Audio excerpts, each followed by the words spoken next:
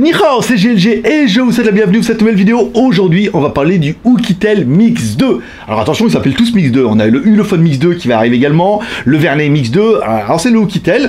On va découvrir ça un petit peu en vidéo parce qu'on verra, mais il est quand même pas mal, mais il est pas parfait. Bah oui, parce que voir les produits en photo, c'est bien, mais les voir en vidéo, c'est mieux. Alors débridez-vous et découvrez tous nos high-tech ou smartphones.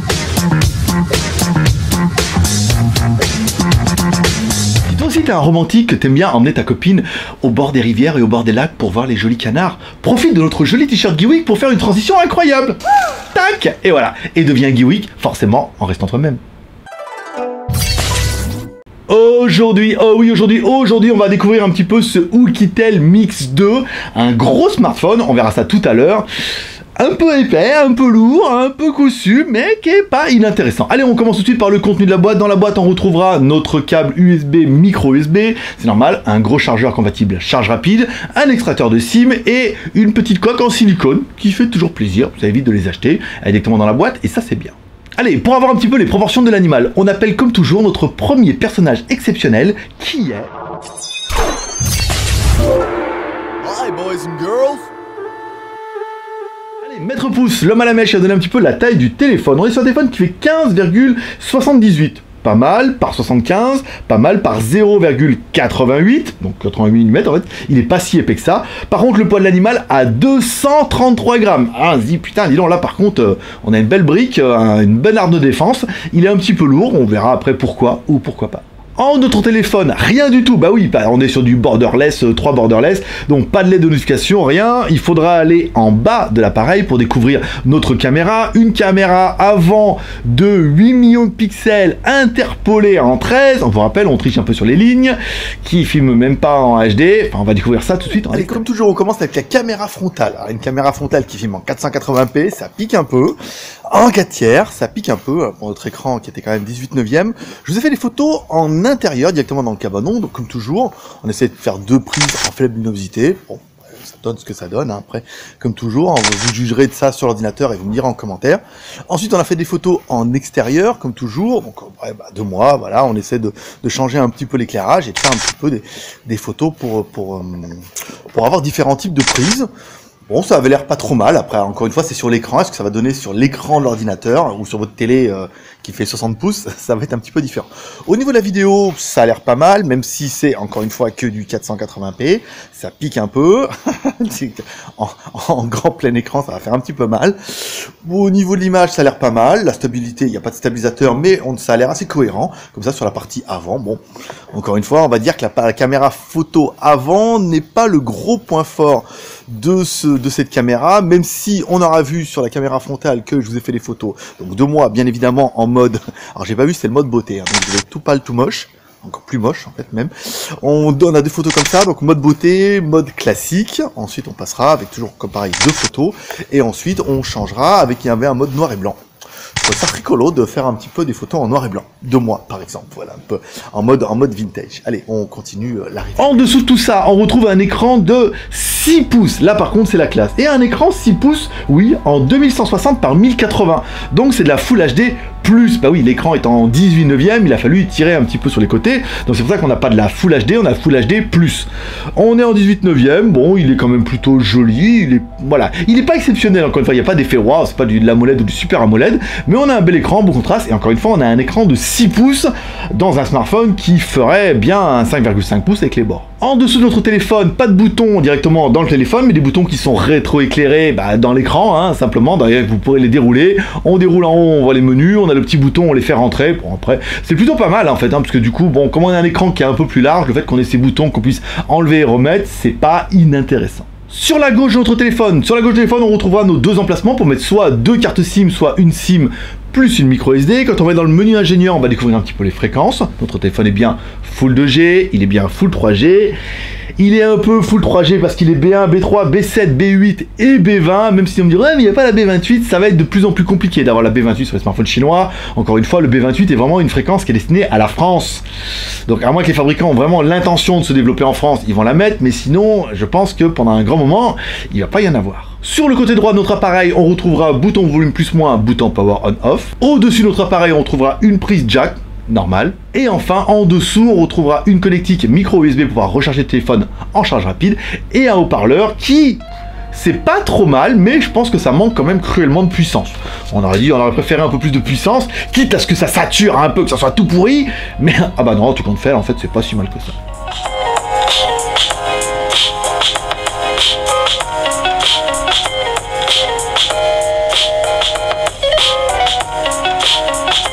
À l'arrière de notre téléphone, on retrouvera deux caméras. Alors attention, il y a du dossier.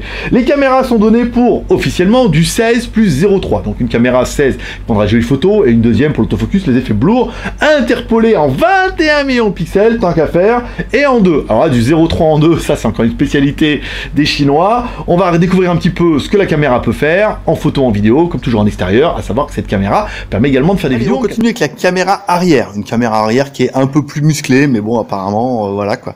Encore une fois, voilà, on a mis encore deux caméras, des effets blur, des machins, des trucs. Bon, encore une fois, c'est pas la folie. On va faire des photos toujours dans le cabanon. Alors une photo en mode normal. Ensuite, on mettra la même photo avec le mode flash. Enfin, une troisième photo avec le mode HDR. À savoir que le mode HDR, le principe, c'est qu'il faut vraiment pas bouger. Ce que je n'arrive pas du tout à faire. Ensuite, j'aurais fait des photos un petit peu en extérieur. Ici, donc, devant chez moi, comme pareil. Après, on mettra les motos. On mettra le jardin et tout. Je vous rappelle, c'est pas vraiment chez moi. Mais bon, tant pis, hein. On fait comme si, hein. On fait des photos. Ça permet de juger un petit peu de la qualité. Ça a l'air pas mal sur l'écran, c'est bien. On a même, bien évidemment, l'effet blur. Voilà, qui permettra, on va prendre les temples qui sont dehors. Je vous rappelle, je suis en Thaïlande. Il y a des temples dans les maisons. Ben oui. Pour Bouddha. Alors j'ai fait les photos, j'ai essayé de faire un peu l'effet blur. C'est vraiment le truc qui me convainc pas, mais bon, je vous le fais quand même. Et enfin, on finira avec une photo en noir et blanc. Bah ouais, pour un petit peu le mode vintage, c'est pas mal. Ensuite, au niveau, si on doit revenir sur la caméra, alors pas de stabilisation ni numérique ni optique, et pourtant c'est pas dégueu, hein, avec une caméra qui a la possibilité de filmer également en 4K. Bah ouais, comme quoi, vous voyez, ça peut être plutôt bien. Là, je me rappelle pas le mode que je suis, mais on doit être en Full HD par défaut. J'espère qu'ils n'ont pas mis 480p par défaut, mais ça a l'air pas mal. Ça a l'air pas mal sur cet écran-là. Belle couleur, belle luminosité, bon contraste. Non, c'est bien. Il y a un bon rendu des couleurs. Non, c'est pas mal. Voilà. Je vous profite pour vous faire voir un petit peu mon échappement à Krapovic. Je trouvais que ça pétait bien pour aller avec son cousin qui est là. Il n'y a que David qui lui a un pot japonais. Voilà. Mais bon après, c'est bien aussi. Hein. Allez, on continue la review. À l'arrière de notre animal, on retrouvera également une grosse batterie, une batterie de 4080 mAh. Alors encore une fois, les 4000 mAh ne justifient pas quand même les 233 grammes, sauf si c'est une batterie au plomb. Dans ce cas, c'est possible. Un peu lourde, mais bon, 4000 mAh, c'est quand même plutôt pas mal. Elle est compatible charge rapide 9 volts, 2 ampères, avec le chargeur dédié, par exemple. Dans notre téléphone, on retrouvera bien Android de 7.0, quelque chose de plutôt classique. Hein. Je veux dire, maintenant, il ne cherche plus à faire des fleuritures, à essayer d'un jeu... Des fioritures, des pas et non pas l'autre. Alors, il cherche plus à faire des trucs un peu bizarres. Voilà, on est sur du Android 7. On aura bien noté qu'on a oublié de vous parler que le téléphone a bien le Touch ID à l'arrière, donc vous pourrez scanner vos empreintes digitales. Mais ça fonctionne plutôt bien. Il aura également le petit détail qui fera plaisir à beaucoup. Il a la radio.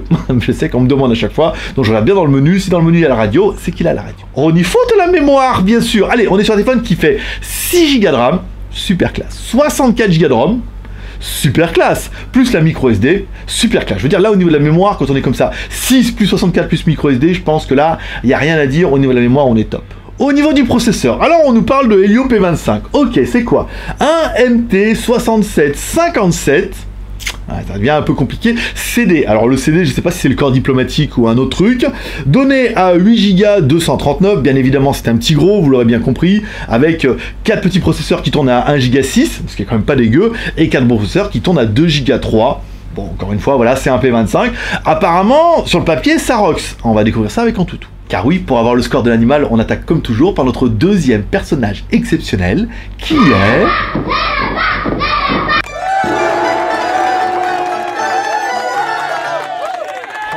notre lapin malin, bien sûr, qui a donné un petit peu le score du mal, un score à 65 073. eh ben ça fait un peu le score de milieu de gamme. Hein, on n'est pas sur de l'entrée de gamme à 40 000, on n'est pas sur du haut de gamme à 100 000, on n'est pas dans du flagship à 150, on est sur du 65 000. Donc c'est pas ouf, hein, notre P25, j'y crois pas. Moi, 67-57, le processeur a l'air assez puissant, assez virulent. Est-ce qu'il n'est pas totalement exploité? Est-ce que la machine ne le permet pas? Bon, 65 000, ça prouve que ça fera le taf, mais c'est pas ouf. C'est pas un flagship ni machin comme ça. Bon, après, c'est qu'un score, hein. Au niveau de la connectivité, bien sûr. Allez, notre téléphone est bien Wi-Fi ABGN. Ouais, il est bien Bluetooth 2.0, c'est classique. Au niveau du GPS, on l'a mis en extérieur. Notre premier fixe en 5 secondes, c'était pas mal. Bien, un fixe plutôt propre. Et enfin, notre deuxième fixe, alors qu'on éteint le téléphone, on le rallume. Deuxième fixe en 2 secondes. Donc là, pareil, c'est plutôt bien. Avec 15 satellites. Donc, je veux dire, on a une triangulation qui est quand même plutôt large. Il en faut 3 pour être triangulé, à cause des villes, machin, des buildings. Donc on valide bien notre gangbang de triangulation. Au niveau des jeux, allez, comme toujours, on fait tourner notre TurboFly HD, que vous pourrez découvrir sur la chaîne de Mulder, par exemple. Et vous pouvez découvrir notre TurboFly. Bon, après, ce jeu fonctionne un petit peu avec tout. Hein. En même temps, n'importe quel appareil fait bien tourner. C'est un jeu 3D, ça marche bien, c'est fluide, c'est... bon, voilà, après, il y a un jeu petit son, des explosions, des machins. Je veux dire, aucun problème à ce niveau-là. Sur les petits jeux, les gros jeux, je ne saurais pas vous dire, mais normalement, il n'y a pas trop de problèmes non plus. Voilà, avant d'attaquer le bilan, on parlera un petit peu de ce téléphone, on parlera surtout de son prix. Un prix à moins de 200 €.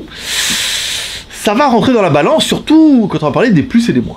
Bah oui, quand on doit parler d'un peu des téléphone, on parle de quoi? La finition est très bonne. Rien à dire, avec ses petits contours en métal, son arrière il est joli, il est un petit peu lourd, mais il est pas mal. L'écran 6 pouces, très bien, même s'il est pas ouf, encore une fois, c'est un téléphone à 200 €, donc on a un écran de 6 pouces, c'est bien, voilà, c'est vraiment l'intérêt d'avoir un gros écran dans un format un peu plus petit. Moi je suis assez fan. La partie hardware, rien à dire, au niveau du processeur, on a quand même quelque chose qui est quand même assez puissant. Bon, après au niveau de l'intérieur, si on doit parler de la mémoire, 6 Go plus 64, c'est parfait, plus la micro SD, c'est bien. Au niveau de la partie OS, bon bah Android 7, en ROM stock plutôt bien, rien à dire. Au niveau de la batterie, 4080 mAh, c'est parfait. Je veux dire, quand on a goûté une batterie de 4000, c'est dur de revenir en dessous. Au niveau de la partie photo, j'aurais pas énormément de recul parce que j'ai pas encore vu le montage. Ça avait l'air pas mal. Après, c'est pas ouf. Il joue encore sur l'interpolation, les effets blur, les machins, mais la caméra, au moins de 7 millions de pixels à l'arrière, devrait faire des vidéos et des photos qui sont tout à fait honorables dans cette gamme de prix. Encore une fois, il y a un mode pro, il y a un mode noir et blanc si vous voulez jouer un petit peu avec, mais ça me paraît plutôt pas mal. On parlera des trucs bien, la possibilité de scanner votre empreinte ID pour l'envoyer au FBI à l'arrière, ça c'est pas mal. La possibilité de filmer en 4K, bon, au cas où, mais à mon avis ça va pas être ouf, vous attendez pas à des miracles. Et enfin, pour un prix à 200 €, je trouve que le téléphone il est bien équilibré. On parlera des points négatifs. Qu'est-ce que j'aurais pas aimé moi sur ce téléphone? La connectique en micro USB, j'aurais été quand même fan de mettre de l'USB-C, ça leur aurait pas coûté grand chose et ça aurait pu être pas mal. La possibilité, l'impossibilité surtout d'avoir une lettre de notification, même si en bas, en haut, alors il n'y a pas la place en haut, mais... Moi j'aime bien, je suis assez fan des notifications, je sais pas pourquoi, mais ça c'est mon truc à moi. Le son du haut-parleur qui est un petit peu faible. Bon, là on est un petit peu... Voilà, dans le détail, dans le chipotage. Ensuite, le seul truc qu'on pourrait vraiment regretter, c'est que le téléphone, bah, il en manque quelque chose. Voilà. Le téléphone, en fait, il est pas mauvais en lui-même. C'est pas ça. On peut pas dire, oh, il est nul. Non, il est bien. Le processeur, il est puissant. Il y a de la RAM, de la ROM. Les caméras sont pas mal. Le téléphone, il a une batterie de 4000. Il a un écran 6 pouces. Et pourtant, quand on le regarde, surtout en avoir testé plein d'autres, eh ben, il est quand même relativement insipide. Et c'est peut-être le truc qui vont me dire, ouais, il est nul, ouais, ils sont tous pareils. Ben ouais, c'est un peu ça, quoi. Ils sont tous pareils, il est bien, mais il manque le petit côté qui disent, ah ouais, bah ouais, mais là, je sais pas moi ce qu'ils auraient pu mettre, mais à 200 boules, c'est un très bon smartphone, 6 pouces, il est puissant, de la RAM, de la ROM, aux photos et tout. Très bien. Pour 200 €, je pense que vous en avez pour votre pognon. Après, tout n'est pas parfait, encore une fois, on peut chipoter. Tout n'est pas parfait, mais pour 200 €, on va dire que c'est pas mal. Certains vont me dire, ouais, mais alors il y a d'autres concurrents, machin. Oh, ils arrivent. Ils arrivent. J'en ai 3 à tester cette semaine, on va vous en parler un petit peu. Le Midi GS2, apparemment, il est un peu bouchonné à... Le S2 Pro, il est en bouchon à Hong Kong parce qu'il y a beaucoup d'exports en ce moment à cause de Noël. Donc, il va falloir attendre un peu. Quand on les aura, on pourra les comparer, mais voilà, peut-être que le petit effet waouh du S2 Pro pourra jouer en la faveur. Mais sinon, celui-là, pour 200 boules, encore une fois, pas mal. Vérifiez bien sur Skyphone SCI, je vous mettrai le lien en bas dans la description s'il y a les codes promo. On va essayer de gratter les codes promo pour vous, donc on pourrait éventuellement le taper à 160, 170 €. Et si on arrive à gratter vraiment des bons codes promo, ça peut devenir intéressant. Et pour ceux qui cherchent une grosse batterie, un gros écran, bonne caméra, et un téléphone qui est pas mal, mais encore une fois, moi je trouve que ça manque de... Ah, il est trop bien, mais il est comme les autres. Peut-être un peu mieux. Et enfin, c'est tout pour aujourd'hui, comme dirait ta mère, t'en loupes pas une, n'hésite pas à lui donner raison en cliquant en bas à droite sur ma gueule. Et oui, comme ça tu permets de t'abonner. T'oublie pas de cliquer là sur la cloche en haut pour recevoir une notification. Et enfin, comme dirait ta mère, on peut dire merci. Ah oui, ça coûte rien. Tu veux soutenir JT Geek, tu dis merci, tu mets un petit pouce en l'air comme ça. Je vous rappelle que le nombre de vidéos l'année prochaine sera indexé en fonction du nombre de pouces en l'air.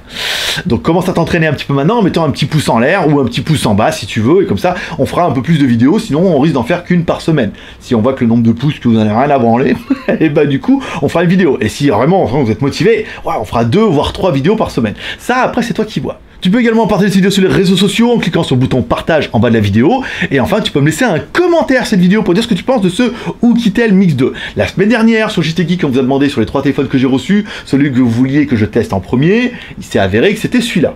Bah, vous êtes 3 à avoir répondu. Sur les 3 qui ont répondu, c'était celui-là. Après, c'était la réponse D, mais on l'a pas reçu la réponse D encore. Il est encore bloqué à Hong Kong, je vous ai expliqué.